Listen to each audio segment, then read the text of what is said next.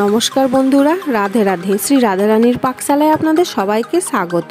তো বন্ধুরা, আজকে আমি চলে এসেছি আবারও একটা নতুন রেসিপি নিয়ে। আজকে আমি বানাবো অরিও বিস্কুট দিয়ে কেক। ভিডিওটা প্রথম থেকে শেষ পর্যন্ত দেখার অনুরোধ রইল।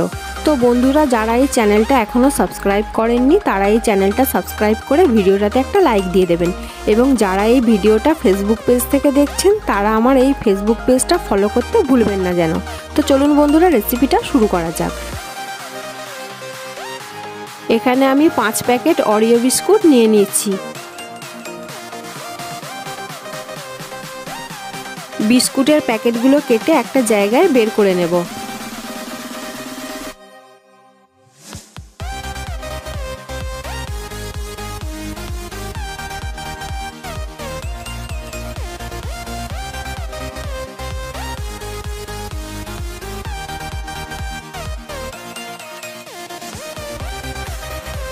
বিস্কুটের মধ্যে যে ক্রিমগুলো রয়েছে এই ক্রিমগুলো বের করে আমি একটা জায়গায় রেখে দিচ্ছি। এই ক্রিমগুলো পরে কাজে লাগবে।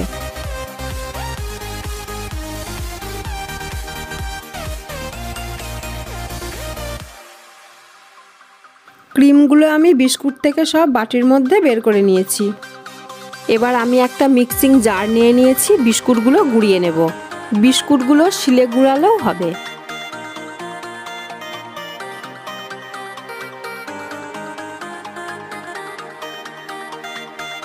দেখছেন বন্ধুরা, বিস্কুটটা গুঁড়ানো হয়ে গেছে।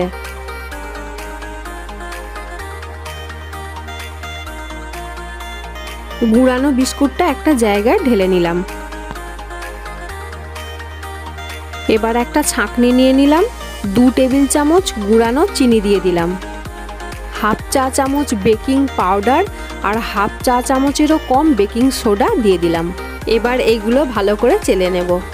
অরিও বিস্কুট তো এমনিতেই মিষ্টি, আমি 2 টেবিল চামচ গুঁড়ানো চিনি দিয়েছি। আপনারা মিষ্টিটা কম বেশি দিয়ে নিতে পারেন। 2 টেবিল চামচ সাদা তেল দিয়ে দিলাম। এইগুলো সব একসাথে ভালো করে মিশিয়ে নিচ্ছি।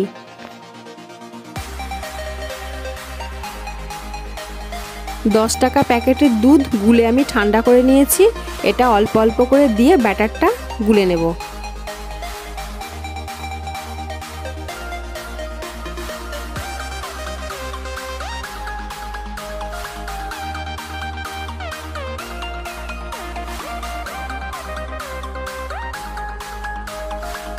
ব্যাটারটা আমার গোলা হয়ে গেছে। ব্যাটারের ঘনত্বটা ঠিক এই রকম রাখতে হবে। 10 মিনিটের জন্য এটা আমি ঢাকা দিয়ে রাখলাম। এদিকে আমি ওভেনে একটা জায়গায় বালি গরম করতে বসিয়ে দিলাম। একটা স্ট্যান্ড দিয়ে দিলাম। এবার ঢাকা দিয়ে দিলাম। 10 মিনিট হাই ফ্লেমে ফ্রিহিট করে নেব। এবার আমি কেকের বাটিটা রেডি করে নেব। অল্প সাদা তেল দিয়ে দিলাম। এবার ভালো করে ব্রাশ করে নেব। বাটিটার মাপে একটা সাদা কাগজ আমি কেটে নিয়েছি। কাগজটা এবার বসিয়ে দেব। আবারও সাদা তেল ব্রাশ করে নেব। আমি নর্মাল সাদা কাগজ নিয়েছি, আপনারা বাটার পেপারও নিতে পারেন।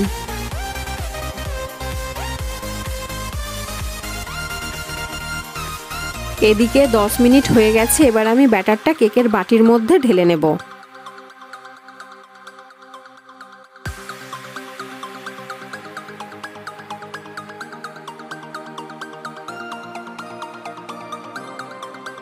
বাটিটা হালকা ট্যাপ করে নেব যাতে ভেতরের বাতাসটা বেরিয়ে যায়।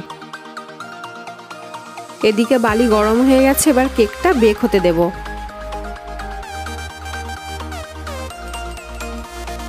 এবার ঢাকা দিয়ে দিলাম। 30 মিনিট বেক হতে দেব। ঢাকাটা খুলে আমি এবার একটু দেখে নেব কেকটা হয়েছে কিনা। তো দেখছেন বন্ধুরা, কাঠির গায়ে একটুও লেগে নেই। কেকটা আমার হয়ে গেছে। কেকটা হতে আমার সময় লেগেছে 25 মিনিট। কেকটা এবার আমি ঠান্ডা হতে দিয়ে দেব। কেকটা আমার ঠান্ডা হয়ে গেছে। এবার একটা ছুরির সাহায্যে কেকের চারপাশ ছাড়িয়ে নেব।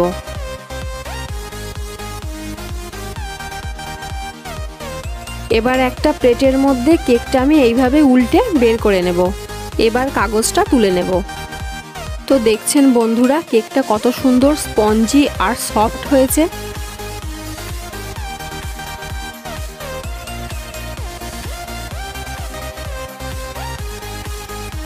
তো দেখছেন বন্ধুরা, বিস্কুটগুলো থেকে আমি যে ক্রিমটা বার করে রেখেছিলাম সেই ক্রিমগুলো দিয়ে এবার আমি কেকের ক্রিম বানিয়ে নেব।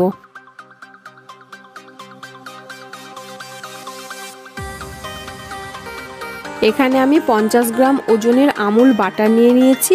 হাফেরও কম আমুল বাটার আমি দিয়ে দেব। আমি এখানে বাটার নিয়েছি, আপনারা 2 চামচ ঘি দিয়েও ক্রিমটা তৈরি করে নিতে পারেন। এবার ক্রিমটার সাথে ভালো করে ফেটিয়ে নেব। ক্রিমটা যতক্ষণ না হালকা স্মুথ হচ্ছে ততক্ষণ ফেটিয়ে যেতে হবে।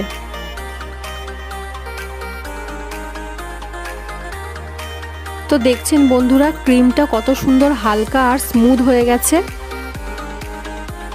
পাইপিং ব্যাগের মধ্যে ক্রিমটা আমি নিয়ে নিয়েছি। এবার আমি কেকটা সাজিয়ে নেব।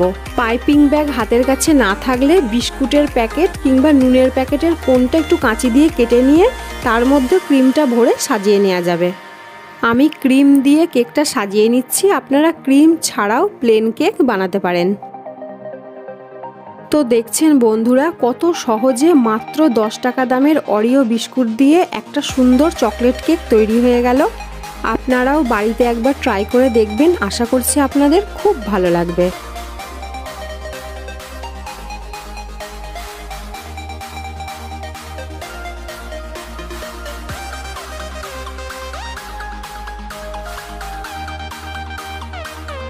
তো বন্ধুরা, ভিডিওটা ছিল এই পর্যন্তই। ভিডিওটা প্রথম থেকে শেষ পর্যন্ত দেখার জন্য ধন্যবাদ।